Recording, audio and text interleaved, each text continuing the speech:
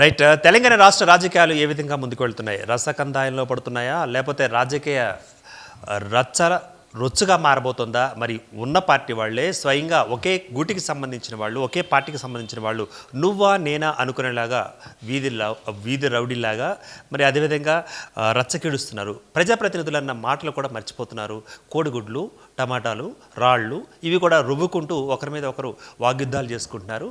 So ఇది కాస్త పంచాయతీగా మారుతున్న పరిస్థితి. అయితే ఎమ్మెల్యేలుగా మారిన తర్వాత ఏ పార్టీకి వారైనా సరే, ఏ పార్టీకి చెందిన వారైనా సరే కొన్ని నీతి నియమాలను పాటించవలసి ఉంటుంది. వాళ్ళు ఒక నియోజకవర్గానికి ప్రతినిధులుగా, ప్రజాప్రతినిధులుగా మోడల్గా ఉండాలి. మరి వారే ఇంత డల్గా ఉంటే మరి మోడల్గా మారే అవకాశాలు ఎంతకాలం పాటు అంటూ కూడా కొంతమంది ప్రశ్నిస్తున్నారు. ఈ అంశం మీద మనతో పాటు చర్చా కార్యక్రమంలో పాల్గొనేందుకు సిద్ధంగా ఉన్నారు ఎస్ఎన్టీవీ సిఎండి స్వామినాయుడు గారు. ముందుగా మనం వారిని ఇన్వైట్ చేస్తున్నాం. స్వామినాయుడు గారు నమస్తే అండి. రైట్ అండి. రాష్ట్ర రాజకీయాలు ఒక్కదారిగా మనకి రంగు మారిపోయాయి. హైడ్రా అనుకున్నాం, అంతకుముందు రైతు బంధు అనుకున్నాం, అంతకుముందు వరదలు వర్షాలు అనుకున్నాం. ఒక్కసారిగా తెరపైకి మళ్ళీ ఈ పాడి కౌశిక్ రెడ్డి కానీ లేకపోతే అరగిపూడి గాంధీకి సంబంధించిన కానీ ఒకసారి పాలిటిక్స్ కూడా డైవర్ట్ అయినాయి. సో ఇవి ఇంకా ఎటుపోయే అవకాశం ఉందంటారు? ఎంతవరకు వెళ్ళే అవకాశం ఉందంటారు? ముందుగా నేను గత 2-3 రోజుల నుంచి చాలా క్లోజ్గా అబ్జర్వ్ చేస్తూ ఉన్నాను. వీళ్ళు అసలు ప్రజాప్రతినిధులుగా ఎలా ఎన్నికయ్యారు, ఎలా ఎన్నుకోబడ్డారు అనిపించింది నాకు. వాస్తవంగా వీళ్ళు చట్టసభలో చట్టాలు తయారు చేసేవాళ్ళు. ఆ కాన్స్టిట్యూన్సీ కానీ లేకపోతే రాష్ట్ర ప్రజలకి వీళ్ళని అనుసరించే విధంగా ఉండాలి తప్ప వీళ్ళు ఒక ఏదో వీధి రౌడీలాగాను లేకపోతే ఇంకొక రకంగాను వీళ్ళ యొక్క సభ్య సమాజం తలదించుకునే విధంగా మన జరిగిన సంఘటన నాకు అనిపించింది. నిజంగా ఏదైనప్పుడు కూడా వాళ్ళు చట్టాలు తయారు చేసేవాళ్ళు ఈ రకంగా ప్రవర్తిస్తే ఈ ప్రజలు ఇంకే రకంగా ప్రవర్తించాలని ఒక క్వశ్చన్ మార్కు. రెండోది, కొంతమంది మేధావర్గం ఉంటే వాళ్ళు నిజంగా ముక్కున వేలేసుకున్న పరిస్థితి. కారణం ఏంటంటే ఏంటి వీళ్ళు ఇంత రౌడీలనా మనం ఎన్నుకున్నాము అని కొంతమంది ఇలాంటి వాళ్ళు ఉంటారు కాబట్టి నేను ఓటు వేయలేదని కొంతమంది సంతోషపడే వాళ్ళు రకరకాలుగా చర్చలు కొనసాగుతున్నాయి.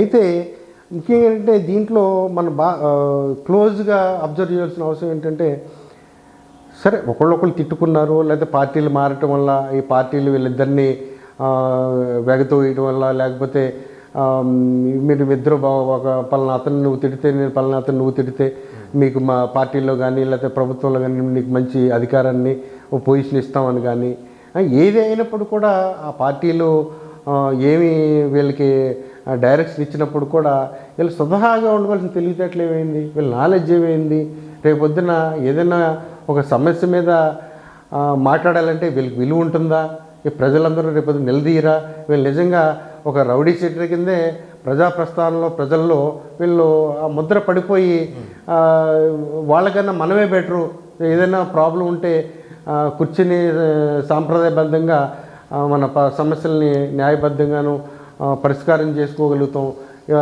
అనే దిశగా, అంటే ఏ స్థాయికి వచ్చేసిందంటే ఒకానొక సందర్భంలో వీళ్ళనే ఉదాహరణగా తీసుకుని స్థాయి దాకా తెచ్చుకున్నారు. కానీ అటువంటి పరిణామం అది మంచిది కాదు.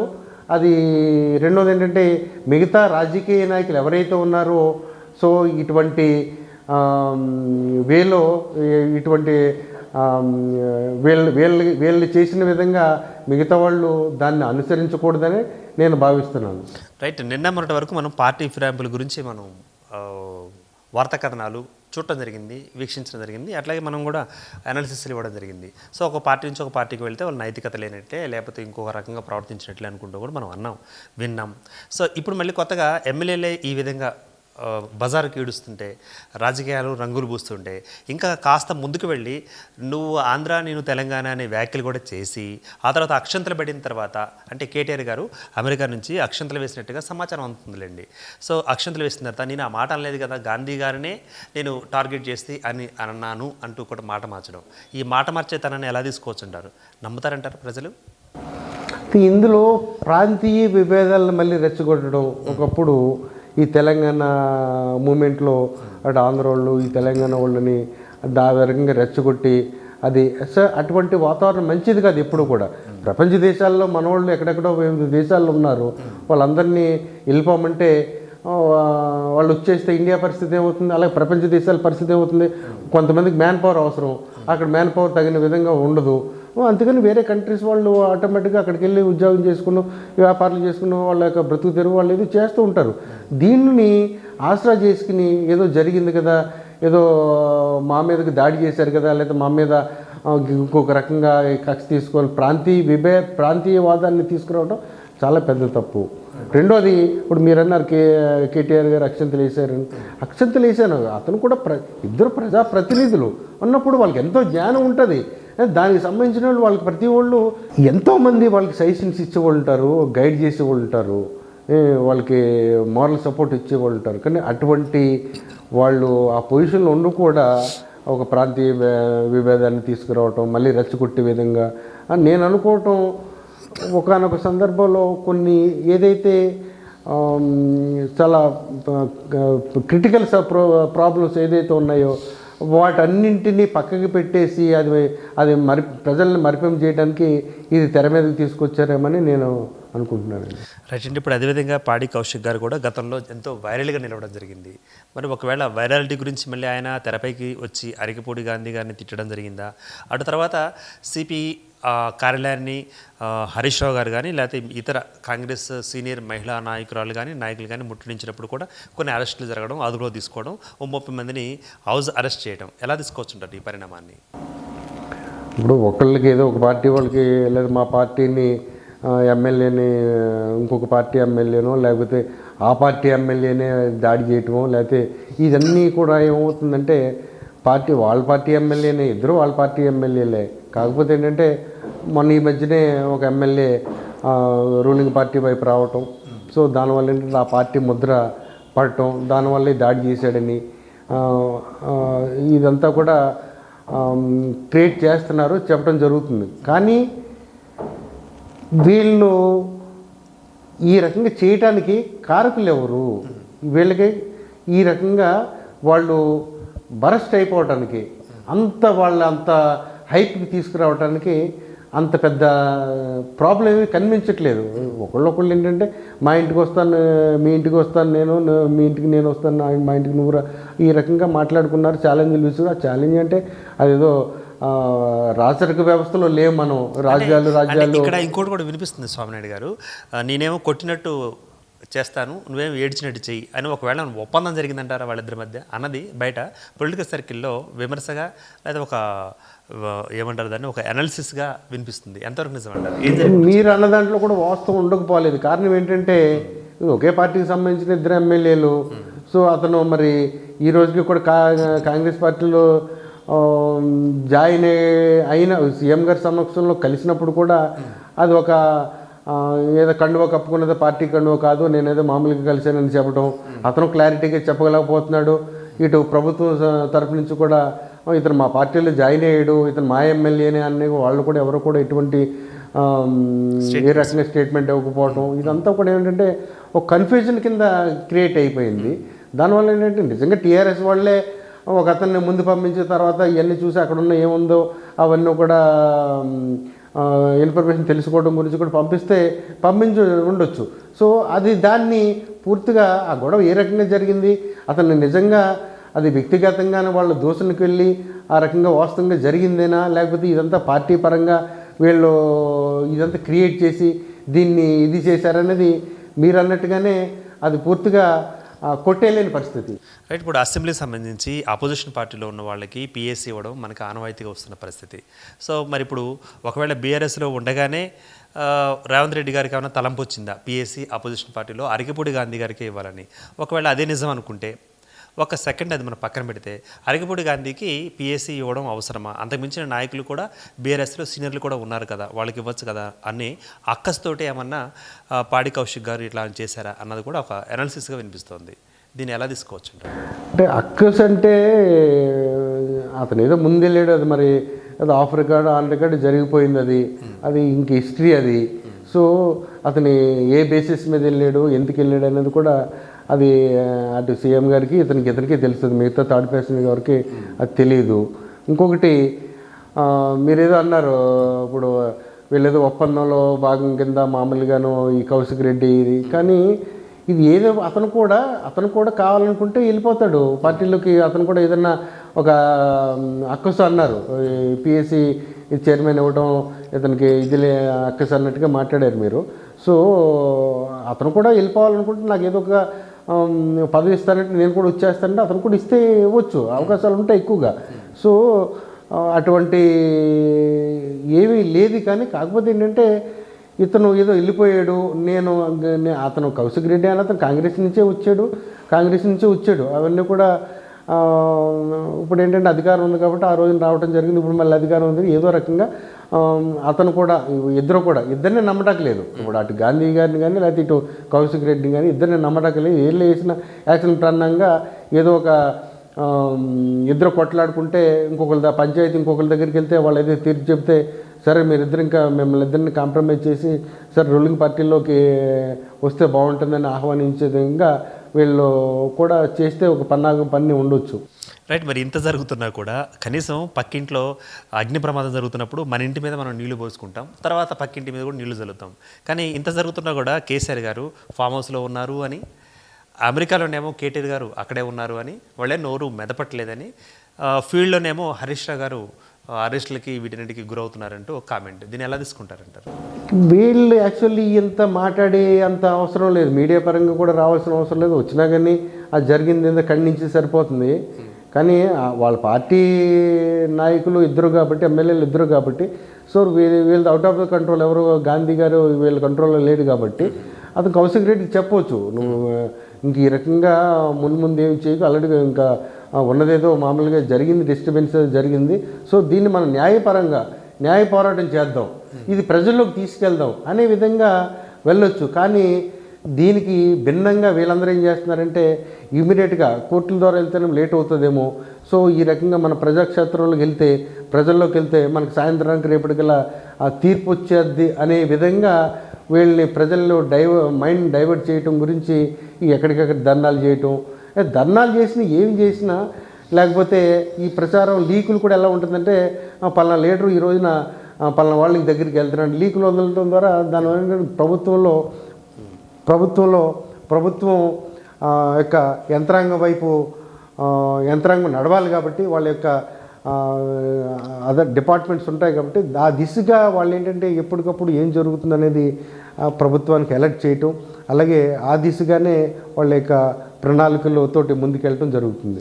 రైట్. ఇప్పుడు రాజకీయ రంగం గురించి 1 సెకండ్ మనం పక్కన పెట్టి ఒకవేళ న్యాయ వ్యవస్థ మనం తీసుకున్నట్లయితే ఉరిశిక్ష వేసిన తర్వాత, ఉరిశిక్ష ఖరారైన తర్వాత కొద్ది రోజులు 2 రోజులు 3 రోజులు ఒక టైం అంటూ ఇవ్వడం జరుగుతుంది. ఈ మధ్యలో మానసిక పరివర్తన జరుగుతుంది ఆ నిందితుడిలో, ఎవరైతే ఉరిశిక్షకు గురి కాబడ్డాడో అన్న విషయాన్ని ఒకసారి గుర్తు చేసుకొని ఎమ్మటే మళ్ళీ పార్టీ ఫిరాయింపుల్లో ఈ 3 ఎమ్మెల్యేల దగ్గరికి వచ్చినట్లయితే ఈ మధ్య 4 వారాల పాటు గ్యాప్ తీసుకోండి, మీకు ఒక నిర్ణయం తీసుకోండి అంటూ కూడా స్పీకర్కి చెప్పడం, ఈ మధ్యకాలంలో వీళ్ళకి ఏమన్నా మానసిక పరివర్తన జరిగే అవకాశం ఉందా? 3 పార్టీ ఫిరాయించిన ఎమ్మెల్యేలు ఏం జరగబోతుందంటారు? మీరన్నది వీళ్ళకి మానసిక పరివర్తన అనేది ఏమీ లేదు, కానీ స్వలాభ పరిరక్షణ ఉంటే ఆ రకంగా ఏ రకంగా సంరక్షణ స్వలాభం వాళ్ళకి ఏమన్నా ఉంటే కనుక వాళ్ళు అప్పుడు నిర్ణయం తీసుకోవడం జరుగుతుంది.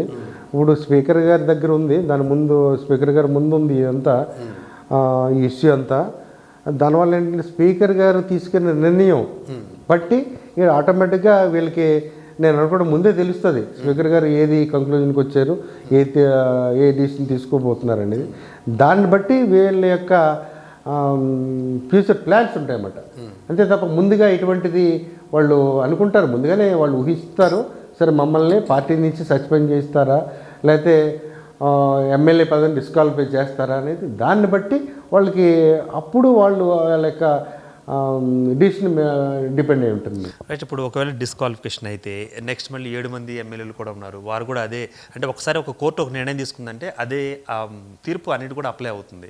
సపోజ్ 10 మంది కూడా ఒకవేళ తగ్గిపోతే, బీఆర్ఎస్లో ఎమ్మెల్యేల సంఖ్య తగ్గిపోతే ఎల్ఓపిగా ఉండే అధికారం కూడా కేసీఆర్ గారు కోల్పోతారు కదా. అప్పుడు అసెంబ్లీలో బీఆర్ఎస్ పార్టీ అనేది ఉండకుండా పోతుంది కదా. ఇదేమన్నా ఒకవేళ రేవంత్ రెడ్డి గారి యొక్క ప్లాన్ అయి ఉండొచ్చు అంటారా? బయట అలా వినిపిస్తోంది, మీరేమంటారు దానికి? అది కూడా మీరు అన్న దాంట్లో కూడా వాస్తవం ఉంది. ఈ కేసీఆర్ కూడా ప్రతిపక్ష హోదా లేకుండా చేద్దామని అటు అంటే ఏపీలో జగన్ గారికి జరిగిన జగన్కి ఎలా జరిగిందో జగన్కి జరగలేదు. జగన్కి జరగటం ఏంటంటే స్వయంకృత అపరాధం కింద ప్రజలే తీర్పు ఇచ్చేశారు. ఓకే, ప్రజలే మ్యాండేటరీ అతనికి హోదా లేకుండా ఇచ్చారు. సో ఇక్కడ ఏంటంటే ప్రజలు అపోజిషన్గా లీడర్ కింద ఇచ్చారు అవకాశం కేసీఆర్కి. కానీ ఆ అవకాశాన్ని ఇప్పుడున్న ఎవరైతే సీఎం ఉన్నాడో అతను కొద్దిగా కొంతమంది ఎమ్మెల్యేలు ఇటువైపు వచ్చేస్తే కనుక అతను కేసీఆర్ ఆ ప్రతిపక్ష హోదా కూడా కోల్పోవడం జరుగుతుంది. ఆటోమేటిక్గా ఎవరైతే ఇటువైపు వచ్చిన ఎమ్మెల్యేలు కూడా ఒక కొంతమంది ఎమ్మెల్యేలు వచ్చారు కాబట్టి సో ఈ పార్టీ ఫిరాయింపుల చట్టం వర్తించదు అనే యొక్క దాంట్లో కనుక వెళ్ళిపోగలిగితే ఆటోమేటిక్గా ఫిరాయింపు అనేది ఉండదు, వాళ్ళు డిస్క్వాలిఫై అయ్యే ప్రసక్తే ఉండదు. ఆటోమేటిక్గా వాళ్ళు టీఆర్ఎస్ పార్టీలో కొనసాగుతున్నట్టుగానే ఉంటారు, ప్లస్ వీళ్ళకి సపోర్ట్ చేస్తూనే ఉంటారు, సానుభూతి పరులుగా ఉంటారు. ఓకే, రైట్ అండి. ఇప్పుడు అదేవిధంగా మరి కేసీఆర్ గారి యొక్క ప్రభుత్వంలో కేసీఆర్ గారి యొక్క మంత్రాంగం తంత్రాంగం ఎలా ఉంటుంది, ఎలా వ్యూహ రచన చేస్తారన్న విషయం మనకి మొత్తంగా తెలిసిన విషయం. మీరు జర్నలిస్ట్గా ఆల్రెడీ అబ్జర్వ్ చేశారు. ఇప్పుడు హైడ్రా కంటే ముందు పార్టీ ఫిరాయింపుల కేసు నడుస్తూ ఉన్న కాలం, సో రెండు కలిసిన తర్వాత ఇప్పుడు మళ్ళీ గొడవ జరగడం, ఒకవేళ రేవంత్ రెడ్డి గారి యొక్క ప్రతి వ్యూహాలు కూడా రుచింపజేసేందుకు ప్రతిపక్షాల వాళ్ళకు ఇలా ముందుకు వెళుతున్నారు అనే ఏమైనా అనుకునే అవకాశం ఉందంటారా? సో దానికి మీరు అన్నదానికి అంత సామీప్యం లేదంటారా? లేదు. కారణం ఏంటంటే నిన్న కాక మొన్న హైడ్రా అని చూసి చాలా హైప్కి తీసుకెళ్లారు. సో అది ఇప్పుడు చాలామంది భయపడ్డారు, జరగాలని కోరుకున్నారు. హైడ్రా అంత స్పీడ్గానే వెళ్తేనే కరెక్టు అని అనుకున్నారు. కానీ దాన్ని కూడా గత 5-6 రోజుల నుంచి ఆ యొక్క హైడ్రాని కూడా కొంచెం కూల్ డౌన్ చేయడం జరిగింది. అలాగే మిగతా ఏది ఉన్నా కూడా గవర్నమెంట్ ఏమనుకుంటుందంటే అది ముందు కొన్ని విషయాల్లో స్పీడ్గా రియాక్ట్ అవుతారు, మళ్ళీ కొన్ని విషయాల్లో అంతే స్పీడ్గా మళ్ళీ వెనక్కి తగ్గిపోవడం జరుగుతుందన్నమాట. కారణాలు అనేక రకాలుగా ఉంటాయి. సో దాన్ని ఆ కారణాలు బేరీ చేసుకుని సో ఉన్న పార్టీలో కానీ లేదా బయట పార్టీ వాళ్ళు కానీ అతని యొక్క మిత్ర బృందం కానివ్వండి ఏదైనప్పుడు కూడా కొన్ని ప్రభుత్వం ఏది చేయాలన్నా ధైర్యంగా చేయాలన్నా చాలా ప్రభుత్వాలకు ధైర్యం సరిపోని పరిస్థితి. ఎంత అధికారం ఉన్నా ఎంత మెజారిటీ ఉన్నప్పుడు కూడా నేను ఇది చేయాలనుకుంటే చేయలేని పరిస్థితి. సో అటువంటిది అలాగే వాళ్ళకి సెంట్రల్ మళ్ళీ హైకమాండ్ ఉంది. ఒక ప్రాంతీయ పార్టీ అంటే వాళ్ళు ఇండివిజువల్గా ఏదైనా తీసుకోవచ్చు. ఎంత మీడియా పరంగా ఎంత ముందుకొచ్చి నేను వాళ్ళ చేతిలో కీళ్ళు బొమ్మను కాదు అని చెప్పినప్పుడు కూడా నిజంగా చాలా విషయాల్లో హైకమాండ్ చెప్పినట్టే ఇక్కడ రాష్ట్ర ప్రభుత్వం కానీ లేకపోతే ఈ జాతీయ పార్టీలకు సంబంధించిన రాష్ట్రాల్లో ఏ అయితే రూలింగ్లో ఉన్నాయో అవన్నీ కూడా నడుచుకోక తప్పదు. ఇక రైట్ అండి. ఫైనల్గా ఇప్పుడు వీళ్ళు టమాటాలు విసురుకుంటారా, కోడిగుడ్లు విసురుకుంటారా, రాళ్ళు విసురుకుంటారా, ఏం చేస్తారనేది వాళ్ళ వ్యక్తిగతం, వాళ్ళ కర్మకు వదిలేస్తే అదేంటో. కానీ మరి మహిళలకు సంబంధించిన అంశాలను, మహిళలకు సంబంధించిన వస్తువులను చూపిస్తూ మిగతా వాళ్ళని హేళన చేస్తూ మరి మీరు అంటే చీర కట్టుకుంటారా లేకపోతే మీరు గాజులు వేసుకుంటారా అంటూ కూడా ఈ చూపించి వారిని ఎగతాళి చేసే ఒక సంస్కృతి గత దశాబ్దకాలం నుంచి వస్తుంది. మ్యాక్సిమం అంటే దాదాపుగా అందరు రాజకీయ నాయకులు ఇప్పుడు సీఎంలుగా ఉన్న వాళ్ళ పరిస్థితి కూడా అదే. దాదాపులో అన్నవారు విన్నవారు చూసిన వారు కూడా ఉన్నారు. కానీ ఈ సంస్కృతి మంచిదని అంటారా? మహిళల్ని రాజకీయాల్లోకి మనం ఆహ్వానించి రాణింపజేయాలి. కానీ సో వారికి సంబంధించిన వస్తువులను చూపించి మిగతా వాళ్ళతోటి వాళ్ళని ఇంకా డిగ్రీ చేయాల్సిన అవసరం ఉందంట. మహిళా మండలి కూడా మహిళా రాజకీయ నాయకురాళ్ళు కూడా దీని మీద తీవ్ర విమర్శ ప్లస్ ధ్వజమెత్తుతున్నారు. ఈ అంశాన్ని ఎలా తీసుకుంటారంట ఫైనల్గా? వాళ్ళు ముందు నుంచి కూడా యాక్చువల్లీ ఎలా ఉందంటే మనం ఒక సభ్య సమాజం తలదించుకునే రోజు మొన్న జరిగిన సంఘటన. కారణం ఏంటంటే విలేజెస్లో కూడా అన్ఎడ్యుకేటెడ్ చాలామంది ఉంటారు. వాళ్ళు కూడా ఇటువంటి ఈ రకంగా కొట్లాడుకోవటం జరిగిన సందర్భాలు చాలా తక్కువ. వాళ్ళకంటే చదువు లేదు, వాళ్ళు ఎక్కడో సిటీకి దూరంగా ఉన్నారు, వాళ్ళకంత నాలెడ్జ్ లేదని అనుకోవచ్చు. కానీ ఒక ఎమ్మెల్యేలుగా ప్రజాప్రతినిధులుగా ఉండి ఒక హైటెక్ సిటీ లాంటి హైదరాబాదు మహానగరంలో ఉండి ఇంకా చీరలు గాజులు అంటున్నారంటే వీళ్ళు ఎక్కడికి దిగిపోయారా అనిపిస్తుంది. ఏదో ఎక్కడికి దిగజారిపోయారు, వీళ్ళ యొక్క చదువుకున్న జ్ఞానం ఎక్కడికి వెళ్ళింది, వీళ్ళ యొక్క మైండ్ సెట్ ఇంతేనా అనే విధంగా ఉంది. రెండోది ఏంటంటే లేడీస్ కూడా నిజంగా వీళ్ళు మగవాళ్ళు కాదా అన్న విధంగా వాళ్ళని తీసుకురావాల్సిన అవసరం లేదు.